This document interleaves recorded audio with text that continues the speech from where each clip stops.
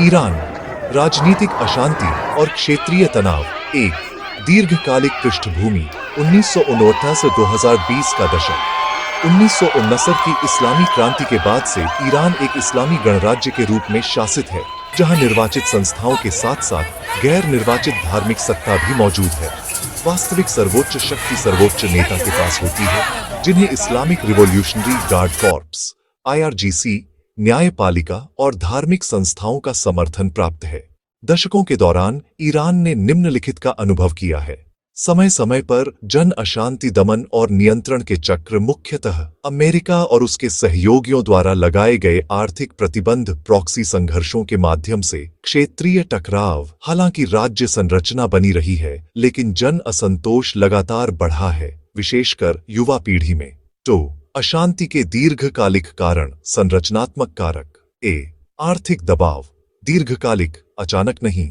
Iran की अर्थव्यवस्था लंबे समय से निम्न कारणों से दबाव में रही है। तेल, बैंकिंग और व्यापार पर अंतर्राष्ट्रीय प्रतिबंध, मुद्रा अस्थिरता और महंगाई, भ्रष्टाचार और अक्षमता। रोजगार सृजन के बिना जनसंख्या वृद्धि। समय के साथ मध्यम वर्ग की आर्थिक सुरक्षा कमजोर हुई और कामकाजी परिवारों में गरीबी बढ़ी। जनसांख्यिकीय और सामाजिक परिवर्तन। ईरान की 60% से अधिक आबादी 35 वर्ष से कम उम्र की है। कई लोग शिक्षित हैं, लेकिन पर्याप्त रोजगार नहीं है। इंटरनेट के माध्यम से वैश्विक संस्कृति का संपर्क, जबकि घरेलू स्तर पर सख्त नियंत्रण मौजूद है। इससे समाज और राजनीतिक व्यवस्था के बीच बढ़ती खाई पैदा हुई। राजनीतिक प्रतिबंध मुख्य शिकायतों में शामिल हैं। सीमित राजनीतिक प्रतिस्पर्धा, सुधारवादी उम्मीदवारों को अयोग्य ठहराया जाना, मीडिया पर सेंसरशिप, असहमति पर निगरानी और पुलिस कार्रवाई। हालांकि समय समय पर विरोध प्रदर्शन होते रहते हैं, लेकिन संस्थागत सुधार के रास्ते सीमित बने हुए हैं। वर्तमान संकट से पहले के विरोध चक्र। ईरान में कई बड़े विरोध आंदोलन हुए हैं। 2009 का ग्रीन मूवमेंट, चुनाव विवाद। 2017-18 के विरोध, आर्थिक शिकायतें। 2019 का ईंधन विरोध, घातक दमन। 2022-23 के विरोध, महिलाओं के अधिकार और नागरिक स्वतंत्रताएं। हर चक्र के अंत में राज्य का नियंत्रण बहाल हुआ, लेकिन जनता का विश्वास और कमजोर हुआ। विरोध प्रदर्शनों की वर्तमान लहर। 2024-2026 अवधि। तात्कालिक कारण। हालिया अशांति के प्रमुख कारण हैं मुद्रा का तीव्र अवमूल्यन, खाद्य पदार्थों और ईंधन की बढ़ती कीमतें, क्रय शक्ति में गिरावट। यह धारणा कि अभिजात वर्ग कठिनाइयों से सुरक्षित है। प्रारंभिक विरोध आर्थिक थे, वैचारिक नहीं। मांगों का विस्तार। जैसे जैसे विरोध फैले, नारे खुलकर राजनीतिक होने लगे। कुछ ने प्रणालीगत परिवर्तन की मांग की, अन्य ने जवाबदेही और सुधार की मांग की। प्रतिभागियों में शामिल थे श्रमिक, छात्र, दुकानदार, महिलाएं, पेंशन भोगी। इस विविधता ने अशांति को हाशिए का मामला मानकर खारिज करना कठिन बना दिया। प्रमुख घटनाएं और टकराव। सड़क संघर्ष, विरोध प्रदर्शनों का सामना। अक्सर दंगा, पुलिस और IRGC इकाइयों से हुआ। आंसू गैस, लाठियों और कभी-कभी जीवित गोलियों के उपयोग की रिपोर्ट। रात में गिरफ्तारियां आम रहीं। मौतें और हताहत। चूंकि ईरान मीडिया की पहुंच सीमित करता है, इसलिए सटीक संख्या विवादित है। हालांकि मानवाधिकार संगठनों ने विभिन्न विरोध अवधियों में सैकड़ों मौतों की रिपोर्ट दी है। सरकारी आंकड़े इससे कहीं कम स्वीकार करते हैं और उपद्रवियों या सशस्त्र तत्वों को दोष देते हैं। मृतकों में आम नागरिक, जिनमें युवा भी शामिल हैं। पिछले चक्रों, विशेषकर 2019 और 2022 में स्वतंत्र समूहों ने सैकड़ों से लेकर 1000 से अधिक मौतों की सूचना दी। वर्तमान अशांति भी इस ऐतिहासिक पैटर्न से मेल खाती है, हालांकि सटीक कुल संख्या अभी अप्रमाणित है।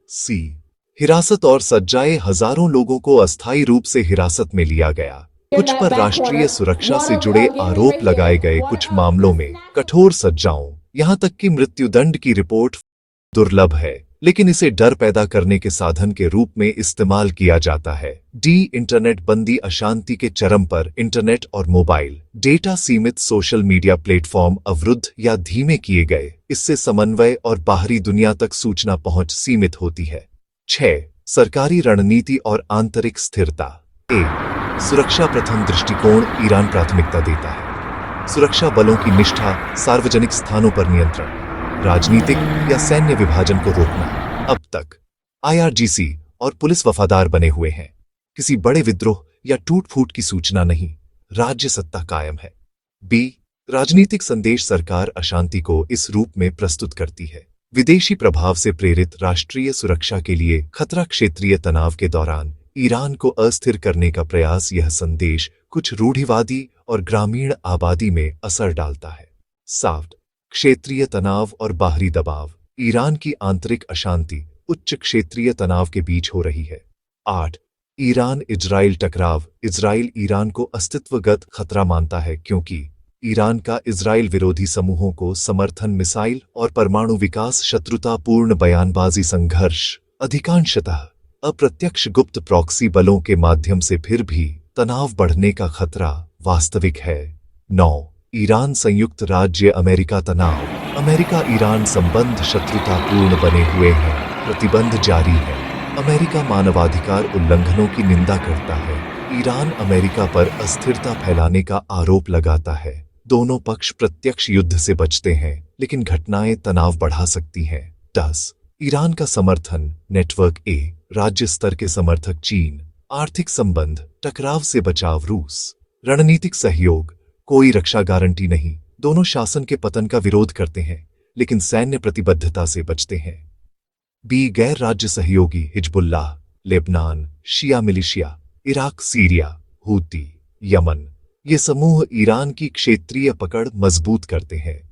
11, युद्ध का जोखिम। दीर्घकालिक आकलन। प्रत्यक्ष युद्ध संभव, लेकिन अत्यधिक महंगा। किसी बड़े हादसे के बिना टालने की संभावना। प्रॉक्सी संघर्ष का बढ़ना। सबसे अधिक संभावित पूर्ण युद्ध के बिना दबाव बनाने का साधन। आंतरिक बाहरी अंतःक्रिया। बाहरी दबाव दमन को कठोर बना सकता है। आंतरिक अशांति प्रतिद्वंद्वियों को दबाव बढ़ाने के लिए प्रेरित कर सकती है। 12, दीर्घकालिक परिदृश्य। अगले 5-10 वर्ष। परिदृश्य। ए, सत्तावादी स्थिरता। कड़ा दमन, कोई बड़ा सुधार नहीं, समय समय पर अशांति जारी। परिदृश्य। बी, क्रमिक समायोजन। आर्थिक और सामाजिक रियायतें नियंत्रित। राजनीतिक खुलापन कम संभावित, लेकिन स्थिरता लाने वाला। परिदृश्य। सी, तनाव और झटका बड़ा घटनाक्रम। युद्ध, पतन, सत्ता विभाजन। अत्यधिक अनिश्चितता और अस्थिरता। 13, निष्कर्ष। ईरान तत्काल पतन के कगार पर नहीं है, लेकिन वह संरचनात्मक रूप से अस्थिर है। जन असंतोष गहरा और दीर्घकालिक है। राज्य की दमनकारी शक्ति मजबूत बनी हुई है। मौतें और दमन सामाजिक घावों को गहरा करते हैं। क्षेत्रीय तनाव आंतरिक दबाव को बढ़ाते हैं। यह स्थिति एक धीमी गति से सुलगता संकट है, जहां समय समय पर अशांति, दमन और क्षेत्रीय टकराव एक दूसरे को मजबूत करते हैं। इसका परिणाम न केवल ईरान के भविष्य, बल्कि पूरे मध्य पूर्व की स्थिरता को आने वाले वर्षों तक प्रभावित करेगा।